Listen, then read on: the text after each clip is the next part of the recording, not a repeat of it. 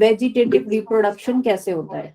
Vegetative reproduction, अच्छा ये रह गई, देखो मेन फूड रिजर्व क्या है, ग्लाइकोजन। सबका फूड रिजर्व भी याद रखना है, अभी हम नेक्स्ट चैप्टर में एल्गी पढ़ेंगे तो सबका फूड रिजर्व याद करना है हमें, कि फंगस का क्या है, रेड एल्गी का क्या है, ग्रीन एल्गी का क्या है, ये इंपॉर्टेंट है इनके फीचर्स में। दूसरा, 3 टाइप से रिप्रोडक्शन हो रहा है, वेजिटेटिव, एसेक्सुअल और सेक्सुअल। वेजिटेटिव रिप्रोडक्शन वो है जिसमें कोई भी न्यूक्लियस, भाई अगर हम देखें सेक्सुअल रिप्रोडक्शन में या इन चीजों में क्या होता है, न्यूक्लियस का फ्यूजन होता है ना, न्यूक्लियस फ्यूज हुई, सेल फ्यूज हो गई और बन गई दूसरी सेल, नहीं। लेकिन वेजिटेटिव रिप्रोडक्शन उसमें बोलते हैं जिसमें न्यूक्लियस का कोई भी इन्वॉल्वमेंट नहीं है, कोई भी न्यूक्लियस का फ्यूजन नहीं होगा। तो कैसे होगा फिर ये, एक तरीका है फ्रेगमेंटेशन, एक तरीका है बडिंग। नाम याद होने चाहिए किसके अंदर क्या आएगा, ठीक है, फ्रेगमेंटेशन, बडिंग और फिजन। फ्रेगमेंटेशन क्या होता है, फ्रेगमेंटेशन का मतलब ये है, जैसे ये फंगल थी, हाइफा के था ये, हाइफा हाइफी तो पता है ना सबको। देखो फंगस की सेल कैसी होती है, बैक्टीरिया के केस में हम कैसे बात कर रहे थे कि ये होती है बैक्टीरियल सेल, ऐसे ही बना रहे थे ना, ये फ्लैजिला हो गया, अंदर डीएनए हो गया, ठीक है।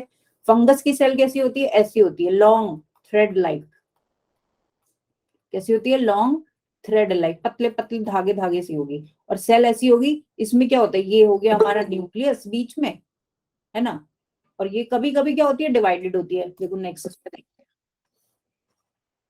जैसे ये हो गई हमारी फंगल की सेल, कभी कभी क्या होगी, इसमें ये बीच में डिविजन्स होते हैं, इनको बोल देते हैं सेप्टा, एक तरीके से वॉल होगी बीच में, और कभी कभी नहीं भी होती, ठीक है।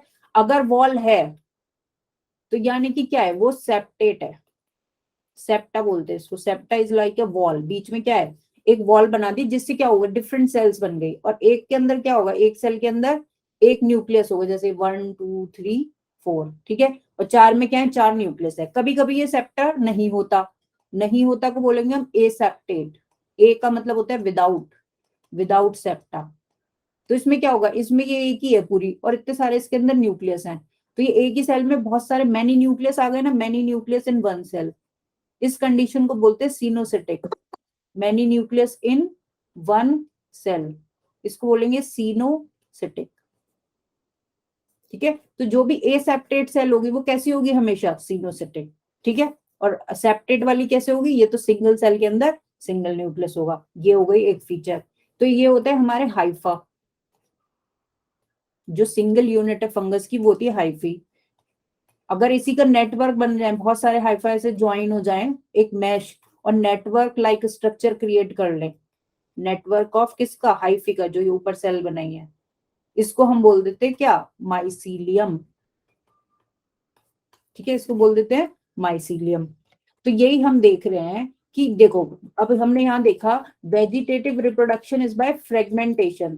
फ्रेगमेंटेशन से क्या मतलब है, मान लो ये एक हाइफी थी, एक हाइफा था ये क्या हुआ, यहाँ से ये ब्रेक हो गया, तो ये 2 हो गई अलग अलग, एक ये हो गई जिसमें 1 था, और एक ये चली गई इधर जिसमें 2 3 और 4 था।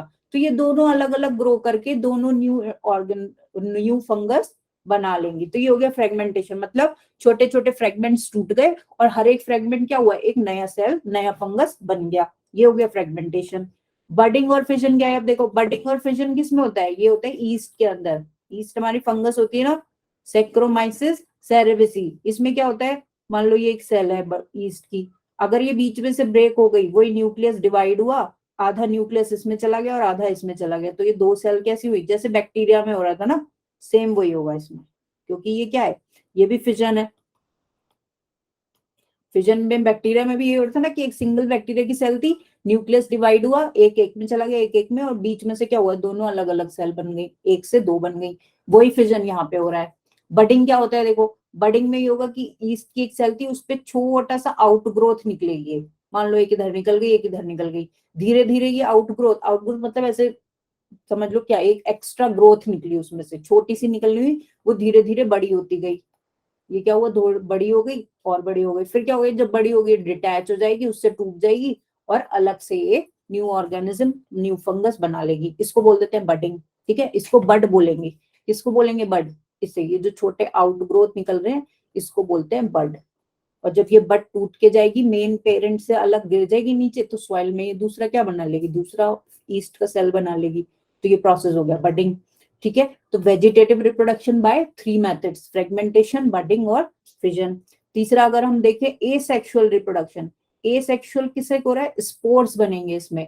और कौन से स्पोर, ये नाम याद होने चाहिए कि कौन सा एसेक्सुअल स्पोर है और कौन सा सेक्सुअल स्पोर है, ठीक है। एसेक्सुअल कौन से हैं, कोनिडिया, ज़ूस्पोर और स्पोरेंजियो स्पोर्स, ये तीनों नाम याद होने चाहिए। इन स्पोर्स में क्या क्या डिफरेंस है वो हम ज्यादा डिटेल में कब पढ़ेंगे, जब हम आगे दोबारा से इन चैप्टर्स को देखेंगे, क्योंकि अभी इतना डिटेल में जाएंगे तो हमारा चैप्टर कवर नहीं हो पाएगा। फिलहाल के लिए आप नाम रखो याद इनके, कि कोनिडिया कैसा है, एसेक्सुअल है, ज़ूस्पोर एसेक्सुअल है, स्पोरेंजियोस्पोर एसेक्सुअल स्पोर है, ठीक है। इनमें डिफरेंस क्या होता है, किसी में सेल वॉल नहीं होती, कोई मोटाइल होता है, कोई छोटा है, कोई बड़ा है, ये सब चीजें इनमें डिफरेंस होता है सब में। चलो फिर देखते हैं, ये हमने देख लिया। अब सेक्सुअल के कौन से मेथड्स हैं, सेक्सुअल में भी स्पोर्स ही प्रोड्यूस होंगे, लेकिन वो स्पोर अलग होंगे क्योंकि वो फ्यूजन से क्रिएट होंगे। कैसे, ऊस्पोर, एस्कोस्पोर और बेसिडियोस्पोर्स, ये इंपॉर्टेंट है। ये सेक्सुअल वाले में कोनिडिया इंपॉर्टेंट है, ये सेक्सुअल में कौन सा इंपॉर्टेंट है, ये कोनिडिया, ठीक है। और सेक्सुअल में कौन सा इंपॉर्टेंट है, एस्कोकार्प और बेसिडियोस्पोर्स, ठीक है। ये कैसे होते हैं, ये होते हैं सेक्सुअल स्पोर्स, जो दो अलग अलग माइसीलियम के अलग अलग हाइफी के फ्यूजन से बनेंगे, ठीक है। और ये बनते किसमें, फ्रूटिंग बॉडीज में। अब फ्रूटिंग बॉडीज में कैसे बनते हैं, देखो, एक मान लो ये हाइफी थी, ये अलग, बहुत सारी हाइफी थी, ठीक है, बहुत सारी थी, एक ही थोड़ी होगी, बहुत सारी होंगी नेटवर्क के अंदर। तो एक क्या होगी, थोड़ी डिफरेंट हो जाएगी, वो डिफरेंशिएट हो जाएगी, और वो क्या करेगी, वो स्पोर बनाने लगेगी, उसके अंदर एक अलग से एक बैग लाइक स्ट्रक्चर बन जाएगा, जिसको हम बोल देते हैं फ्रूटिंग बॉडी। ये फ्रूटिंग बॉडी का काम ही है कि ये स्पोर्स बनाए, ठीक है, इसके अंदर स्पोर्स बनने लगेंगे, ठीक है। फ्रूटिंग बॉडी का काम ये है कि वो स्पोर्स का फॉर्मेशन करे, जिस डिवीजन में होगी, मतलब जिस क्लास की फंगस होगी उसके हिसाब से वो फ्रूटिंग बॉडी का नाम चेंज होता रहता है, वो आगे देखते हैं हम, ठीक है। अब देखो क्या नेक्स्ट लाइन में लिखा है कि सेक्सुअल रिप्रोडक्शन जब भी होगा तो दो प्रोसेस होते हैं उसके अंदर, पहला हो गया प्लाज्मोगेमी, दूसरा हो गया कैरियोगेमी। प्लाज्मोगेमी समझ आ रहा है ना नाम से कि किसका फ्यूजन हो रहा है, गैमी का मतलब होता है फ्यूजन, ये लिखा है ना गैमी, फ्यूजन किसका, प्रोटोप्लाज्म का। भाई हमने सेल की बात करी तो इसमें एक तो हो गया न्यूक्लियस, और न्यूक्लियस के चारों तरफ क्या होता है सेल में, साइटोप्लाज्म होता है ना। तो इसमें वही हो रहा है कि मान लो ये दो सेल थी आसपास, इनमें क्या हुआ, दोनों सेलों में आसपास जो थी ये फ्यूजन हो गया प्रोटोप्लाज्म का, तो ये एक सेल हो गई, दो न्यूक्लियस तो रहेंगे ही रहेंगे, लेकिन दोनों के प्रोटोप्लाज्म क्या हुए, फ्यूज हो गए, तो इस प्रोसेस को हो गया प्लाज्मोगेमी। इसमें क्या हो गई, इसमें हो गई प्लाज्मोगेमी। लेकिन न्यूक्लियस अभी फ्यूज नहीं हुए, दो न्यूक्लियस इस सेल में, एक cell one one nucleus, oh, two nucleus per cell, देखो ये लिखा है यहाँ, टू न्यूक्लियस पर सेल आ गया, इसमें हो गई ना ये कंडीशन। तो ये कैसी कंडीशन है, इसको बोलते हैं डाइकैरियोन सेल। इस सेल को हम बोलेंगे डाइकैरियोन सेल, क्योंकि इसमें n प्लस n कंडीशन है, ये थोड़ी देर के लिए आती है। प्लाज्मो जैसे एक प्रोसेस चल रहा है, तो पहले क्या हुआ, प्लाज्मोगेमी हुई, ये जो हम देख रहे हैं, इसमें क्या हुआ, n प्लस n हुआ, न्यूक्लियाई अभी फ्यूज नहीं हुए, ये कंडीशन थोड़ी देर के लिए बनी रहेगी, और थोड़ी देर बाद क्या होगी, थोड़ी देर बाद इनके न्यूक्लियस भी फ्यूज हो जाएंगे, तब क्या बोल देंगे कि हम क्या हो गई, कैरियोगेमी। समझ आ गया कि क्यों बोलते हैं। और ये किस में होती है, एस्कोमाइसिटीज और बसीडियोमाइसिटीज में, जिनको हम बोलते हैं कि वो हायर फंगाई है। तो डाइकैरियोन जो ये स्टेज है n+n वाली, ये सब में नहीं मिलती, ये मिलती है सिर्फ एस्कोमाइसिटीज और बसीडियोमाइसिटीज में, ये हमें याद रखना है, ये इंपॉर्टेंट पॉइंट है इसमें, ठीक है। देखो यही लिखा है, basidiomycetes, ascomycetes, plasmogamy is not followed immediately, plasmogamy के बाद कैरियोगेमी नहीं होगी, थोड़ी देर बाद होगी, और उस थोड़ी देर में जो स्टेज हमें मिलेगी n+n की, उसको हम बोलते हैं डाइकैरियोन स्टेज, ठीक है, या डाइकैरियोन सेल, n+n। समझ आ गया, आ गया भाई समझ में। देखो उसके बाद क्या है, हमारी चार मेजर क्लासेस है फंगस की, उनको हम देखते हैं कि कैसे डिवाइड करा है on the basis of mycelium, और कौन से स्पोर उसमें बन रहा है। चलो, तो पहली हमारी जो क्लास है वो होती है फाइकोमाइसिटीज, जिसमें क्या आता है, म्यूकर आता है, राइजोपस आता है ना, जो ब्रेड फंगस है, ठीक है, ब्रेड फंगस बोलते हैं इनको, ब्रेड मोल्ड भी बोल देते हैं, वो आते हैं इसमें। एस्कोमाइसिटीज हमारी सेकंड फंगस हो गई, इसमें कौन सी आती है, इसको बोलते हैं सैक फंगाई, है ना, सैक फंगाई बोलते हैं, क्योंकि देखो ये सैक लाइक स्ट्रक्चर बनाने के ऐसे कटोरी के जैसे, तो इसलिए बोल देते हैं इसको। इसमें क्या आते हैं, बेसिडियोमाइसिटीज में आते हैं हमारे मशरूम्स और पफ बॉल्स, ठीक है, और ब्रैकेट फंगाई भी बोलते हैं इसको, क्लब फंगस भी बोल देते हैं, ठीक है। ड्यूटेरोमाइसिटीज हमारी फोर्थ हो गई, इसको बोलते हैं इम्परफेक्ट फंगस, ठीक है, इम्परफेक्ट फंगस भी बोल देते हैं। चलो ठीक है, अब इनके क्लासेस देखते हैं कि क्या क्या डिफरेंस है इन सब में। देखो भाई, पहला क्या है, फाइकोमाइसिटीज। ठीक है, फाइकोमाइसिटीज का अगर हम सेप्टा, सबसे पहले तो इनके हाइफा में क्या क्या डिफरेंस है। अभी हमने देखा था कि फाइकोमाइसिटीज का कैसा है, ए सेप्टेट है। ए सेप्टेट कैसा था, यानी कि उसके अंदर जो ये सेप्टा थे, ये डिविजन्स थे, ये कैसे थे, ये एब्सेंट थे, ये प्रेजेंट नहीं थे।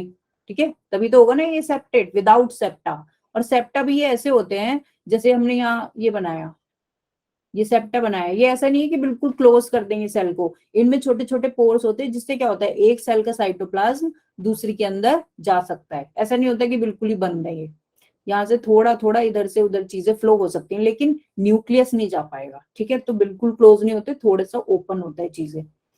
दूसरा, इसमें कैसा है, एसेप्टेट, तो इसमें कैसा होगा, ये ऐसे ही होगा। ठीक है, एस्कोमाइसिटीज में कैसा है, सेप्टेट, तो इसमें ऐसे बनेगा नहीं। ठीक है, और बेसिडियोमाइसिटीज में भी सेप्टेट है, तो इसमें भी ऐसे ही बनेगा कि वन सेल पर न्यूक्लियस, और ये वाला भी ये वो सेप्टेट है।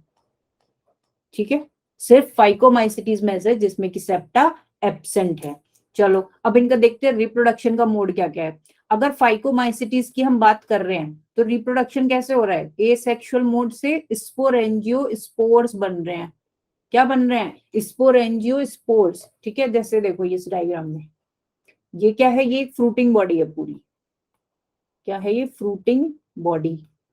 इसमें क्या बन रहा है अंदर, ये फ्रूटिंग, ये तो होगा स्पोर, जो येलो येलो सर्कल्स दिख रहे हैं, दिख रहा है डायग्राम, दिख रहा है उस पे स्क्रीन पे, बोलो भाई, हेलो हेलो, सो गए क्या बच्चे, दिख रहा है डायग्राम, हाँ तो ठीक है चलो।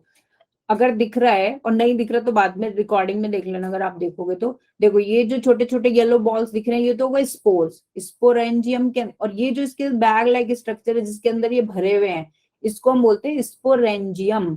ठीक है, जो बैग लाइक स्ट्रक्चर होता है उसमें आता है लास्ट में ईयम, स्पोरेंजियम, बेसिडियम, कोनिडियम। ठीक है, और जो जिस पे वॉल स्टिक पे लगा होता है, जैसे अगर आप फ्लावर की भी बात करोगे, देखो अगर हम फ्लावर की बात करें, फ्लावर भी एक स्टॉक पे ही लगा होता है ना, नीचे एक, मान लो ये फ्लावर है ऐसा कुछ, ये नीचे एक स्टॉक पे लगा होता है ना, ऐसे ही इसमें होता है। ये जो फ्रूटिंग बॉडी है, ये किस पे लगी होगी, किसी स्टॉक पे लगी होगी, किसी नीचे डंडी पे होगी, या हाइफी हाइफी होती है ये, तो उसको बोलते हैं फोर। लास्ट में इसमें आती है फोर टर्म, स्पोरेंजियो फोर, कोनिडियो फोर। ठीक है, और जो ये बैग लाइक स्ट्रक्चर जिसके अंदर स्पोर्स भरे हुए होंगे, उसमें आता है लास्ट में टर्म ईयम, स्पोरेंजियम, बेसिडियम। ठीक है, और अंदर जो है स्पोर्स, उनका नाम तो स्पोर्स हो गई, जैसे बेसिडियोस्पोर्स, एस्कोस्पोर्स, है ना, कोनिडियोस्पोर्स, ब्लास्टोस्पोर। ठीक है, तो ये इनमें डिफरेंस है, ऐसे इसको ध्यान रखना। तो एसेक्सुअल कौन से, स्पोरेंजियोस्पोर्स किस पे होंगे, स्पोरेंजियो फोर पे, फोर बताई थी ना अभी नीचे वाली जो स्टिक थी, तो इस पे ही बनेंगे ना, इसको बोलेंगे स्पोरेंजियो फोर। सेक्सुअल रिप्रोडक्शन कैसे हो रहा है, जाइगोस्पोर और oospore से। एक और भी होते हैं इसमें, एप्लानोस्पोर्स, इनके नाम याद रखने हैं, वो जरूरी है, बाकी चीजें छोड़ो चाहे। ठीक है, नाम किस में कौन से स्पोर हैं। दूसरा क्या है, एग्जाम्पल्स क्या है इसके, म्यूकर और राइजोपस हमने देख लिया। ठीक है, अगर हम फिर एस्कोमाइसिटीज की बात करें तो कौन सा है, एसेक्सुअल स्पोर्स में कौन से होंगे, ये कोनिडियम जो है, ये इंपॉर्टेंट है। कोनिडियम किस में मिलते हैं, या कोनिडिया जो स्पोर्स हैं, कोनिडियो स्पोर्स किस में मिलेंगे, एस्कोमाइसिटीज में। देखो यहाँ बनाएंगे कोनिडियो स्पोर्स, एस्कोमाइसिटीज में। अब इनमें भी देखो क्या डिफरेंस होता है, कोई कोई स्पोर्स तो बैग के अंदर होते हैं, उनको बोलते हैं एंडोजीनियसली प्रोड्यूस हो रहे हैं किसी चीज के अंदर। कोई क्यों क्या होता है, बाहर लगे हुए होते हैं, जैसे स्पोरेंजियोस्पोर देखो अंदर है, ये एक बैग लाइक स्ट्रक्चर है, स्पोरेंजियम उसके अंदर है। लेकिन कोनिडियोस्पोर्स कहाँ है, ये देखो बाहर ही लटके हुए हैं ऐसे, इसमें कोई बैग वैग नहीं है, तो ये भी डिफरेंस होता है। ब्लास्टोस्पोर्स भी देखो नीचे यहाँ पे, ये ऐसे ऊपर लगे हुए हैं बस हाइफी के। स्पोर जो भी ब्लास्टोफोर है, कोनिडियो फोर है, उसके ऊपर लगे हुए हैं ऐसी, एक्सोजीनियसली बोलते हैं इसको। किस पे लगे हैं, ये कोनिडियो फोर पे। ठीक है, सेक्सुअल रिप्रोडक्शन अगर हम एस्कोमाइसिटीज में बात करें तो वो होता है एस्को स्पोर्स के अंदर। और किसके में बनेगा वो, एस्कस। एस्कस क्या होता है, बैग लाइक स्ट्रक्चर उसको बोलते हैं। देखो यहाँ बना था, जैसे अगर हम इसको बोले, ऐसा सा कुछ स्ट्रक्चर होता है, उसके अंदर स्पोर्स हमारे प्रेजेंट होंगे। ऐसे ही इसके केस में होता है, ऐसे ही बेसिडियम होगा, उसके अंदर ऐसा नहीं होगा, स्ट्रक्चर डिफरेंट होता है, अभी आगे वाली स्लाइड में दिखाऊंगी। ठीक है, तो इनमें डिपेंड करता है कि कौन से स्ट्रक्चर में कौन से स्पोर्स मिल रहे हैं, और वो डिपेंड करता है हमारी क्लास पे कि कौन से क्लास की वो फंगस है। तो नाम याद रखो, कोनिडियम, और ये हो गया कोनिडियम, और ये हो गया एस्कोस्पोर। ठीक है, बाकी इसका एग्जाम्पल क्या है, एस्परजिलस, सेक्रोमाइसिस सेरेविसी। ठीक है, दोनों के एग्जाम्पल ये आपको याद होने चाहिए। फिर देखो बेसिडियोमाइसिटीज क्या है। बेसिडियोमाइसिस हमने देख लिया कैसी फंगस है, सेप्टेट फंगस है। सेप्टेट के बाद क्या है, इसमें एसेक्सुअल जो स्पोर्स हैं वो एब्सेंट है, इसमें सेक्सुअल रिप्रोडक्शन इज प्रोमिनेंट और vegetative reproduction is prominent, vegetative भी होता है। ठीक है, इसके स्पोर्स कौन से हैं, बेसिडियो स्पोर्स, जो किसमें प्रोड्यूस होंगे, बेसिडियम में। देखो यहाँ डायग्राम में बना है, ये दिख रहा है जिसपे मैंने 3 नंबर लिखा है, ये देखो ये भी बाहर प्रोड्यूस हो रहे हैं ना, जैसे कोनिडियो वाले बाहर प्रोड्यूस हो रहे थे, ये भी बाहर हो रहे हैं। इसको एक हाइफी ये क्या हुई, ये डिफरेंशिएट हो गई और ये बन गई बेसिडियम, और बेसिडियम के ऊपर लगे हुए हैं बेसिडियो स्पोर्स। ठीक है, यही है, यहाँ देखो ओरिजिन किससे हो रहा है, बेसिडियम से, जो एक हाइफी थी, भाई किसी सेल से ही तो होगा ना ओरिजिन, तो वो क्या है बेसिडियम, और स्पोर्स को क्या दे रहे हैं, बेसिडियम से स्पोर प्रोड्यूस हो रहा है, इसलिए बेसिडियो स्पोर।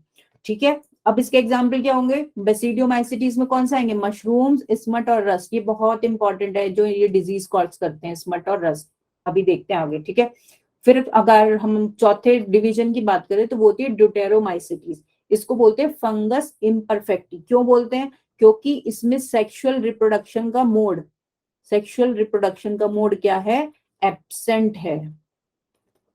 ठीक है, एब्सेंट है,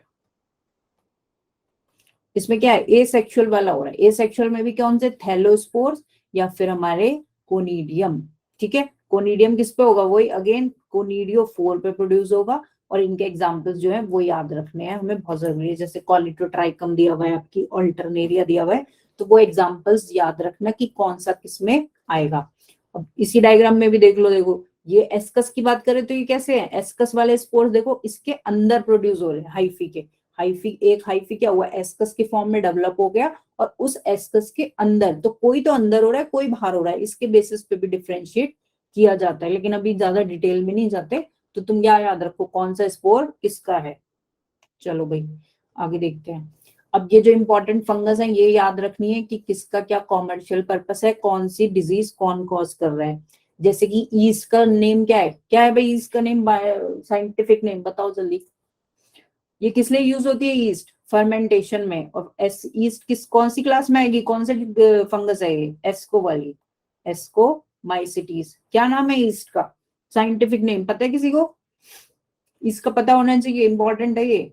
पेनिसिलियम से क्या मिलता है हमें, एंटीबायोटिक्स, और ये भी कौन सी है, एस्कोमाइसिटीज। ठीक है, पक्सीनिया से क्या होता है, और अस्टिलेगो, ये दोनों बड़े कंफ्यूजिंग है और दोनों ही इंपॉर्टेंट है। भाई सो गए क्या तुम लोग, हेलो हेलो, कोई तो बोलो, बताओ ईस्ट का क्या नाम है, साइंटिफिक नेम। हाँ सेक्रोमाइसिस, सिद्धि आपने सही लिखा है, पूरा नाम लिखो बेटे, पूरा लिखो पूरा। ठीक है, सेक्रोमाइसिस से काम नहीं चलेगा, सिर्फ पूरा लिख के बताओ क्या है। ठीक है, अस्टिलेगो और पक्सीनिया किस में आती है, बेसिडियोमाइसिटीज में, ये बहुत ही जरूरी है, बहुत ही जरूरी, मतलब इससे ज्यादा जरूरी कुछ नहीं है। बोलो भाई, नहीं पता, नहीं पता तो ये भी बोलो ना, नहीं पता, पता ही बताना ही तो आए हैं। हाँ बिल्कुल सही, किसने बताया, तनीषा ने, पूरा नाम लिखना है, सेक्रोमाइसिस सेरिविसी, ये याद होना चाहिए। गुड तनीषा, पूनम अब बता रहे हो, पहले नहीं बता रहा कोई भी।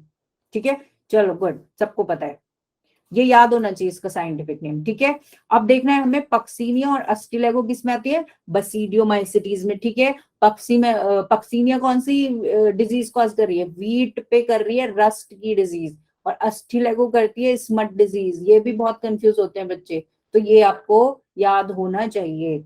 दूसरा इंपॉर्टेंट पॉइंट है कि fungus form lichens in association with algae. ठीक है, किसके साथ, लाइकेंस तो फॉर्म कर रही है एल्गी के साथ, और माइकोराइजर जो कॉम्बिनेशन है वो किसके साथ कर रही है, रूट्स के साथ, किसकी, हायर ग्रीन प्लांट्स की, ये दोनों भी बातें इसमें देखो, जो भी ये एक एक लाइन है ना, एक एक लाइन ये बहुत इंपॉर्टेंट है, एक एक लाइन लिखी हुई है कि ये करता है, ये करता है, इससे ये डिजीज, ये लेकिन सारी इंपॉर्टेंट लाइंस है, तो ये याद होनी चाहिए कि कौन क्या कर रहा है, किसका क्या कॉमर्शियल पर्पस है। ठीक है, चलो फिर हो गया हमारा राइजोपस, जो क्या है, ब्रेड मोल्ड है। और राइजोपस किसमें आएगा, किसमें आएगा, कौन सी क्लास में आता है राइजोपस,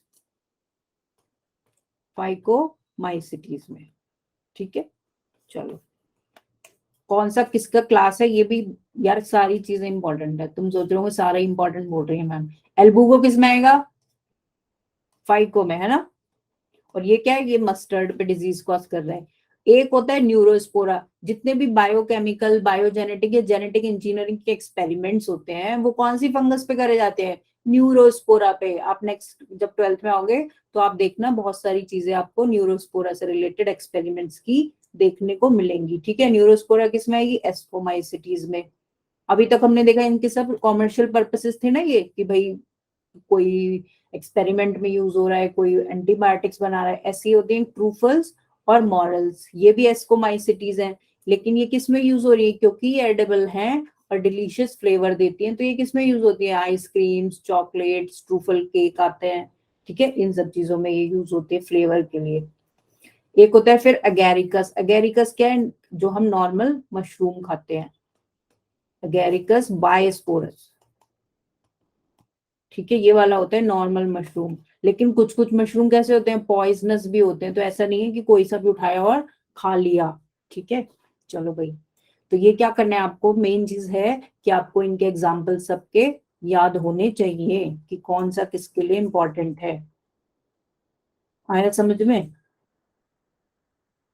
चलो ये तो हमारा हो गया फंगस। किसी को कोई कंफ्यूजन,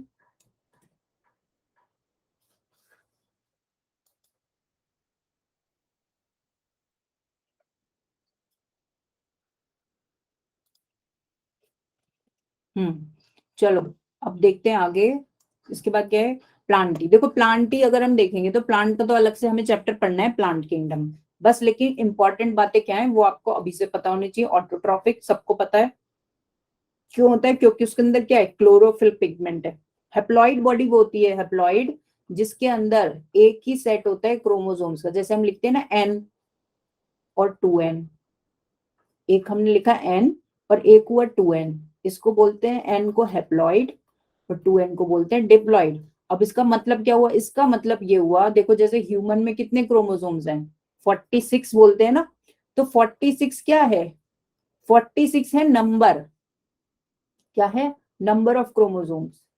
और पेयर में हम बात करें तो कितने हैं, 23, 23 के डबल ही तो होगा, क्या होगा, 46। तो पेयर कितने हैं, 23। तो यही वो चीज है कि 2n जो नंबर है वो कितना है, 46 है, और n क्या है, 23, अगर हम ह्यूमन के केस में बात करें। तो इसको बोलते हैं, ये क्या हुआ, एक सिंगल सेट होता है, n से रिप्रेजेंट होता है single set of all the chromosomes. समझ आया, आया समझ में, नहीं आया। और इसी चीज को बोल देते हैं हेप्लॉइड। सिंगल सेट कितने हैं क्रोमोसोम्स के, ठीक है। 46 वाली बात तो पता होगी ना बच्चों को, अब पता है ना, क्योंकि तुम लोग सेल तक पहुंच चुके हो, आगे सेल डिवीजन भी पढ़ा है आई थिंक। तो 46 का कितना होगा, आधा एन। तो एक सेट जो होता है किसी भी ऑर्गेनिज्म में वो होता है हेप्लॉइड नंबर, ठीक है। और जिस लिविंग ऑर्गेनिज्म में हेप्लॉइड नंबर होगा उसको बोल देंगे हेप्लॉइड बॉडी है वो, क्योंकि उसमें सिंगल ही सेट है क्रोमोसोम का। चलो फिर, ठीक है। और कैसे हैं प्लांट्स, ऑटोट्रॉफिक हैं, यूकैरियोटिक है, सबको पता है। सेल वॉल किसकी बनी है, सेलुलोज की बनी है, ठीक है। लेकिन मोस्टली प्लांट्स तो देखो ऑटोट्रॉफिक हैं, लेकिन कुछ प्लांट ऐसे भी होते हैं जो कैसे हैं, हीट्रोट्रॉफिक प्लांट है। कौन से वाले, इंसेक्टिवोरस हैं, वो क्या कर रहे हैं, इंसेक्ट को खाते हैं। वीनस फ्लाईट्रैप का फोटो देखा होगा तुम लोगों ने, वो क्या करते हैं, ऐसे जैसी कोई इंसेक्ट आया, उसकी फ्लाई आई, उसके लीफ पे बैठेगी, वो क्या करेगा, अपने ऐसे करके बंद कर लेगा, उसको पकड़ लेगा, ठीक है। तो वीनस फ्लाईट्रैप हो गया हमारा इंसेक्टिवोरस प्लांट्स। ब्लैडर वॉर्ट भी होता है एक। ऐसे ही एक पैरासिटिक प्लांट है जो लिविंग बॉडी पे सरवाइव करता है, उसका नाम है कस्क्यूटा, ठीक है। फिर अगर हम क्लासिफिकेशन की बात करें तो बहुत टाइप की क्लासिफिकेशन है, वो हम नेक्स्ट चैप्टर में पढ़ेंगे। फ्लावरिंग और नॉन फ्लावरिंग भी बोल सकते हैं। कौन से डिविजन है, ये है देखो, एल्गी, ब्रायोफाइट, ये सब हम नेक्स्ट चैप्टर में देखेंगे, ठीक है। चलो एनिमेलिया का भी अलग से किंगडम है, जिस बेसिस पे किंगडम एनिमेलिया को डिवाइड करा जाता है वो ये सारे फीचर्स हैं कि सेल कैसी है, सीलोम कैसा है, ये सब हम नेक्स्ट चैप्टर में देखेंगे। ठीक है, अभी के लिए हमें ये याद रखना है कि सेल वॉल नहीं होती, हीट्रोट्रॉफिक होते हैं, यूकैरियोटिक होते हैं, और मल्टी सेलुलर ऑर्गेनाइजेशन है। मल्टी सेलुलर मतलब ऑर्गन भी बन चुके हैं, ऑर्गन सिस्टम भी बन गया, टिश्यू तो बन ही गए फिर।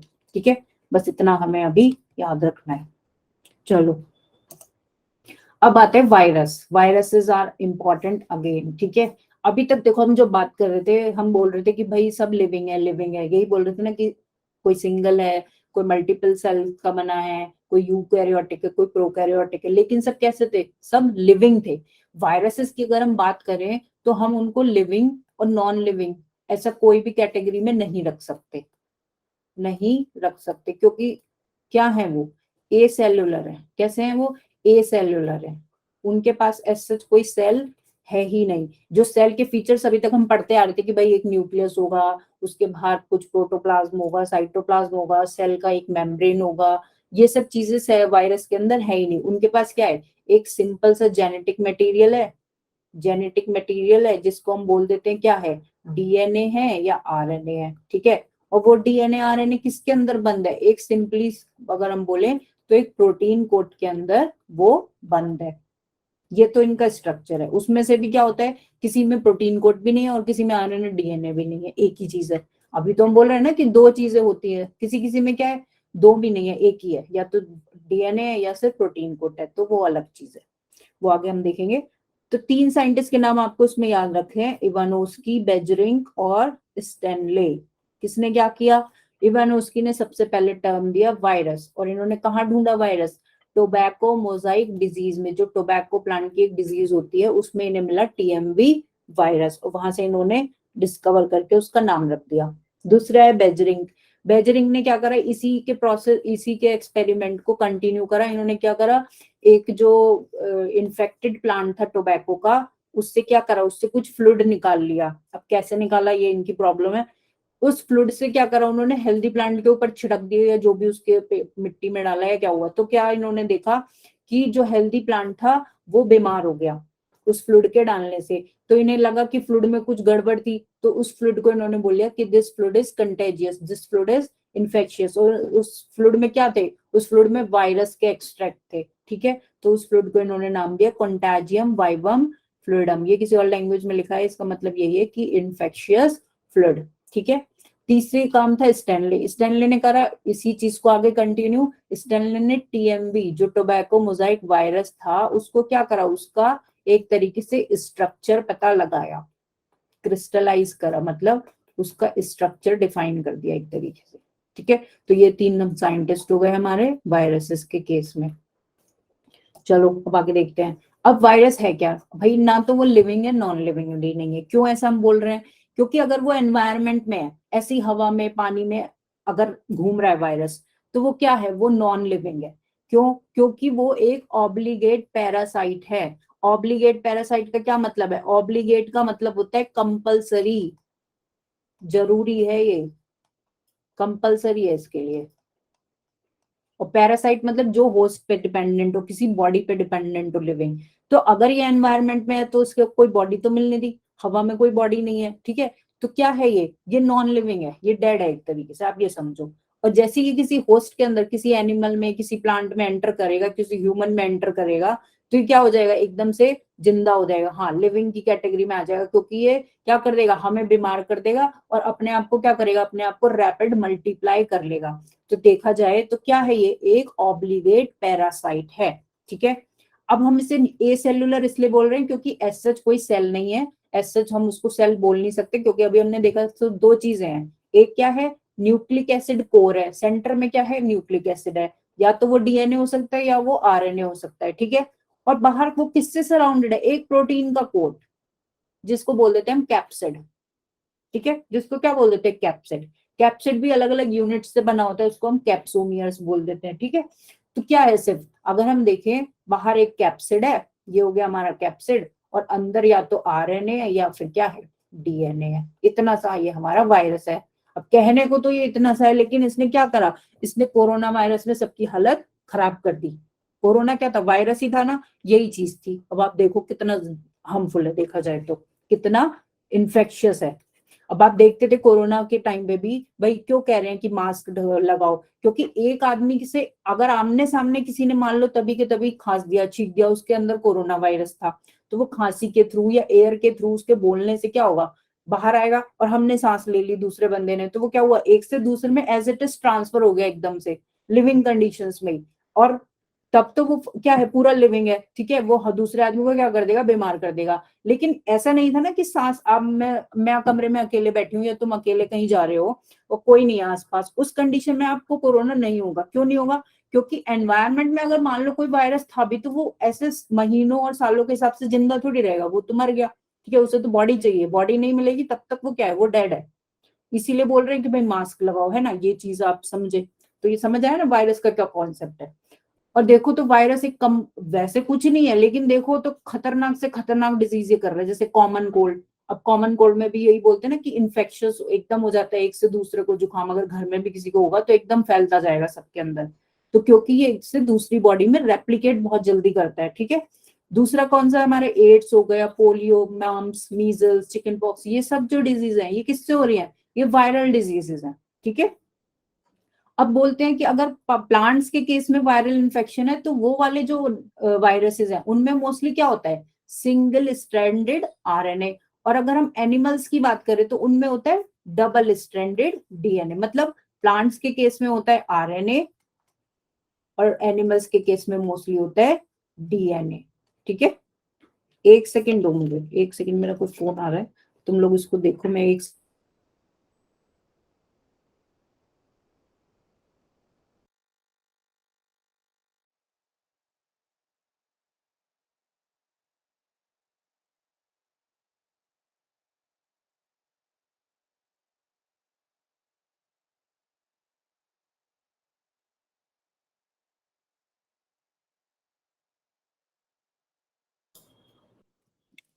हाँ, तो यहाँ तक समझ में आया। प्लांट्स के केस में जो भी होते हैं मोस्टली वो आरएनए वायरसेस होते हैं, और एनिमल्स के केस में जो होते हैं वो कैसे होते हैं, वो डीएनए वाले होते हैं, ठीक है। चलो, उसके बाद क्या था, अब देखो अभी हम देख रहे थे कि दो चीजें हैं, जेनेटिक मटेरियल और प्रोटीन कोड, यही लिखा था ना, जेनेटिक मटेरियल। लेकिन कुछ कुछ ऐसे उनमें एक ही चीज है, जैसे कि विरोइड्स। विरोइड्स में क्या है, सिर्फ जेनेटिक मटेरियल है, दे लैक का प्रोटीन कोट, उनके अंदर प्रोटीन वाला कोट भी नहीं है, वो सिर्फ डीएनए लेके घूम रहे हैं इधर उधर, और जिसके अंदर पहुंच गए बस उसका ही कर दिया काम खराब, ठीक है। प्रोटीन कोट दो चीजें थी ना। हाँ, तो ये कैसे, विरोइड्स में क्या है, सिर्फ इन्फेक्शियस एजेंट है ये, छोटे हो गए ना, और भाई प्रोटीन का जो बाहर की कवरिंग थी वो भी चली गई, तो ये और स्मॉल हो गया साइज में।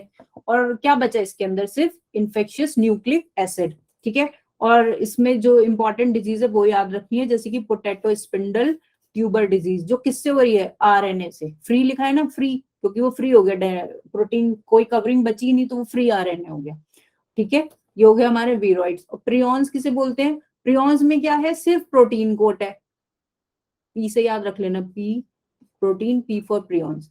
इनमें क्या है, सिर्फ प्रोटीन का कोट है, इनके अंदर जेनेटिक मटेरियल नहीं है, लेकिन इनका प्रोटीन का कोट ही इन्फेक्शियस है। अब या तो ये हुआ है कि प्रोटीन के अंदर ही न्यूक्लियस कहीं समा गया होगा, वो एक अलग विषय है, लेकिन अभी याद ये रखना है कि प्रोटीन का जो कोट है वो ही इन्फेक्शन कर सकता है सिर्फ, ठीक है। और ये प्रोटीन कैसा है, एबनॉर्मली फोल्डेड, ये क्या करता है, अपनी शेप चेंज करता रहता है। क्या करते हैं, change the shape of normal protein. क्या होता है प्रोटीन्स, अब कोरोना में भी तुमने सुना होगा कि डिफरेंट वेरिएंट्स आ रहे हैं, पहले जो भी था अल्फा बीटा जो भी आया था, गामा एंड ऑल ओमेगा, तो उसमें क्या होता है, प्रोटीन जो बाहर उसके स्पाइक्स थे वही तो शेप चेंज कर रहे थे बार बार, वो क्या हो रहा था, उनमें म्यूटेशन हो रहा था, बार बार शेप चेंज कर लेते थे, तो उनकी क्या होती, इन्फेक्शन करने की जो कैपेसिटी थी वो बढ़े जा रही थी, और वैक्सीन भी कोई काम नहीं कर पा रही थी उनपे। तो ये हुआ हमारा प्रियॉन्स। समझ आ गया सबको, ठीक है। हाँ, अब ये देखो प्रियॉन्स की डिजीज कौन सी है, उसकी कौन सी थी, पोटैटो स्पिंडल ट्यूबर डिजीज, ये डिजीज याद रखना क्योंकि एक एक ही दी हुई है ना। और प्रियॉन्स की कौन सी डिजीज थी, ये होती है बीएसई, बोवाइन स्पंजिफोरम एन्सेफेलोपीथिया, इसको बोलते हैं नॉर्मल लैंग्वेज में मैड काउ डिजीज, ठीक है, मैड काउ डिजीज। और अगर ह्यूमन के केस में बात करें तो सेम वायरस कौन सी डिजीज करता है, जैकॉब डिजीज, ठीक है। फिर हमारा लास्ट जो पॉइंट इस चैप्टर का वो है लाइकन्स। अब लाइकन्स हमने देखा किससे बना है, एल्गी प्लस फंगस, ठीक है, और दोनों किस में है, दोनों म्यूचुअली बेनिफिट एसोसिएशन में है। बोला जाए तो दोनों को ही फायदा होता है इस एसोसिएशन से, ठीक है। अब जो एल्गल पार्टनर है इसको, एल्गी को क्या बोलेंगे, फाइकोबायोन्ट, ठीक है, और फंगल पार्टनर को क्या बोलेंगे, माइकोबायोन्ट। जैसे कि फंगस की जो स्टडी होती है उसको भी क्या बोलते हैं, माइकोलॉजी बोलते हैं ना, माइकोलॉजी। ये माइक जो वर्ड आया ये किससे आया है, माइसीलियम से, ठीक है। और एल्गी की जो स्टडी होती है एल्गी बोलते हैं फाइकोलॉजी, ठीक है। तो ऐसे यहाँ पे आए फाइकोबायोन्ट जो एल्गी पार्टनर है, और माइकोबायोन्ट जो फंगल पार्टनर है। अब दोनों को क्या हो रहा है, फायदा हो रहा है इस चीज को लेके। इन दोनों ने कहा चलो साथ में ही रह लेते हैं, तुम फूड बना देना। एल्गी क्या करेगी, एल्गी साथ में रहेंगे तो क्या बनाएगी, फूड बनाएगी, क्योंकि वो फोटोसिंथेसिस कर सकती है। और फंगस को क्या चाहिए, बना बनाया खाना चाहिए। तो इसको मिल गया फंगस को फूड, और एल्गी को क्या मिला, एल्गी को शेल्टर मिल गया एक। और ये क्या करेगी, वाटर भी दे सकती है, न्यूट्रिएंट्स भी दे सकती है, और लेकिन बना के कौन देगा फूड, एल्गी देगी। तो ये क्या हुआ, ये दोनों एक प्रोटेक्शन भी मिल जाएगा साथ में, ये लिखा ना, fungus product protection and shelter, ठीक है। तो दोनों को क्या हो रहा है, फायदा हो रहा है, इसलिए ये साथ में मिलके क्या बना लेते हैं, लाइकेंस। दूसरा पॉइंट है लाइकेंस में कि ये लाइकेंस जहां भी ग्रो होंगे, मोस्टली जैसे पत्थरों पे होते हैं, मॉइस्ट पत्थर होंगे तो वहां पे ग्रो करेगा लाइकेन। लेकिन आपको ये नहीं पता लगेगा उसमें कि कौन सा एल्गस, इसमें कौन सी एल्गी है और कौन सा फंगस है, क्योंकि वो एक ही लगता है पूरा लिविंग ऑर्गेनिज्म। आपको लगेगा एक ही पेड़ है या एक ही कोई भी ऑर्गेनिज्म है। ये कहाँ नहीं ग्रो करते, पॉल्यूटेड एरियाज में बिल्कुल ग्रो नहीं करते। तो लाइकेंस को बोलते हैं हम, they are the pollution indicators, ठीक है, पॉल्यूशन इंडिकेटर्स। तो ये हमारा हो गया आई थिंक चैप्टर कंप्लीट। कुछ कंफ्यूजन कोई समझते तो पूछो, नहीं तो फिर 3-4 क्वेश्चन लेते हैं और फिर हम दूसरे चैप्टर को स्टार्ट करते हैं। बोलो भाई।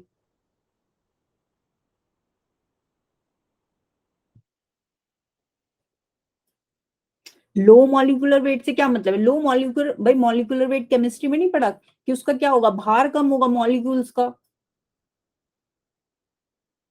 मॉलिक्यूलर वेट होता है ना भाई केमिस्ट्री में, तो लो मॉलिक्यूलर वेट क्या होगा, हल्की चीज हो गई। ऐसे मान लो आप सिंपल टर्म्स में अगर हम बोले, किसमें कहाँ आया मॉलिक्यूलर वेट, पूछो। कोई प्रॉब्लम नहीं तो फिर ये देखो क्वेश्चंस देखते हैं। और ये पोल वाले क्वेश्चंस नहीं है, ये वैसे क्वेश्चन है, तो आप मुझे चैट में रिप्लाई करके बता दो।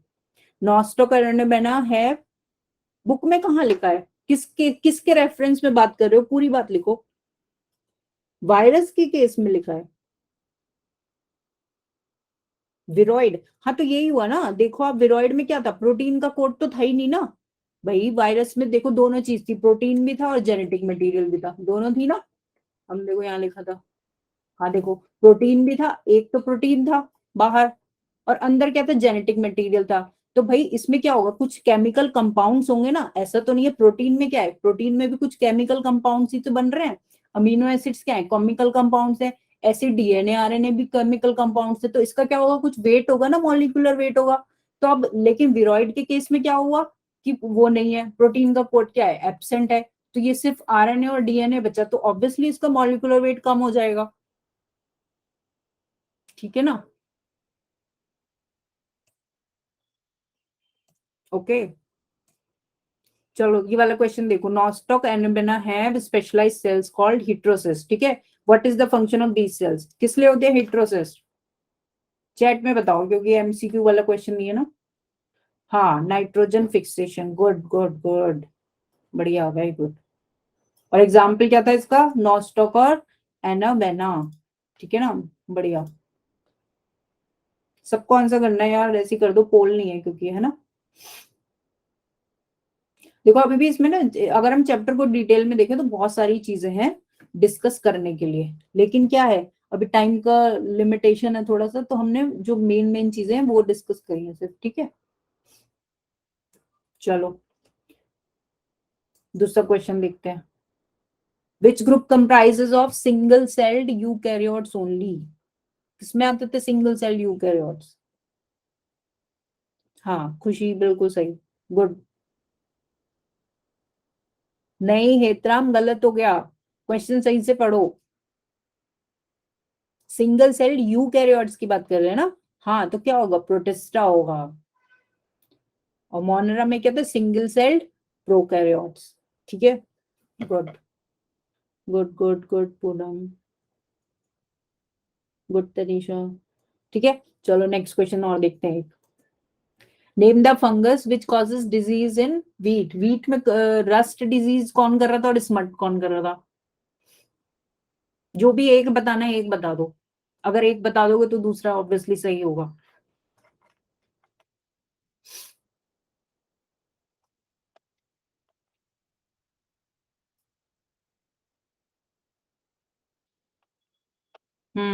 ठीक है ठीक है ठीक है, याद है सबको, good.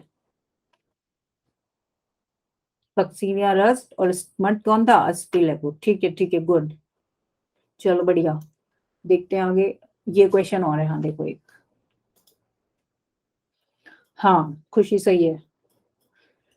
Which of the following is correct about viroids? They have a DNA with protein code, they have a RNA without protein code, they have RNA with protein code, they have free RNA without protein code.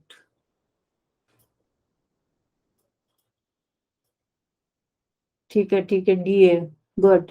क्या था विरोइड? विरोइड वही था ना जिसमें क्या था, protein code नहीं था और आरएनए प्रेजेंट था। ठीक है चलो, गुड। तो देखो अब ये चैप्टर, इसमें ना आगे देखो क्वेश्चंस दिए हुए हैं ऐसी 15। ये आपको आई थिंक स्लाइड शेयर हो गई है, मिल गई सबको ना, मिल गई होगी, देखा किसी ने जाके, ग्रुप पे आई होगी ना, देखी थी ग्रुप पे?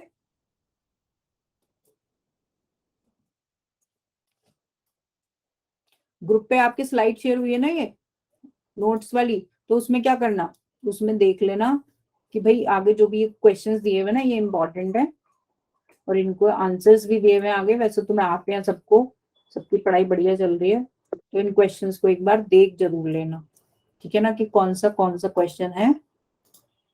चलो अब स्टार्ट करें नेक्स्ट चैप्टर।